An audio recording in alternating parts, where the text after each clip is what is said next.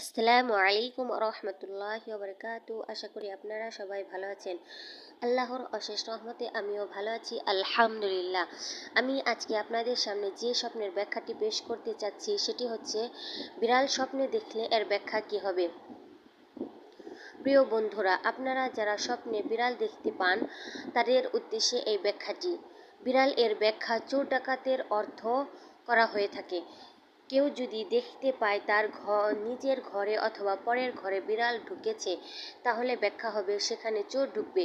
যদি দেখে বিড়াল কোনো জিনিস নিয়ে উধাও হয়ে গেছে, তাহলে ব্যাখ্যা হবে চোর সেখান থেকে কোনো জিনিস চুরি করে নিয়ে যাবে। কেউ যদি স্বপ্নে দেখে সে বিড়াল মেরেছে অথবা জবাহ করেছে, তাহলে ব্যাখ্যা হবে সে ব্যক্তি শত্রুর উপর জয়লাভ করবে। কেউ যদি দেখে বিড়াল তার সাথে যুদ্ধরত আছে, এর অর্থ অতি শীঘ্রই সে রোগাক্রান্ত হয়ে পড়বে। যদি দেখে যুদ্ধে বিড়ালকে সে পরাজিত করেছে, তাহলে এটা শীঘ্রই তার রোগমুক্তির আলামত। আর যদি দেখে বিড়াল তাকে কামড়ে দিয়েছে, তাহলে এটা তার রোগ দীর্ঘদিন স্থায়ী হওয়ার নিদর্শন। এই প্রসঙ্গে ইমাম মুহাম্মদ ইবনে সিরিন রহমতুল্লাহি আলাইহি বলেছেন, এ রোগে সে পূর্ণ 1 বছর ব্যাপী আক্রান্ত অবস্থায় পড়ে থাকবে।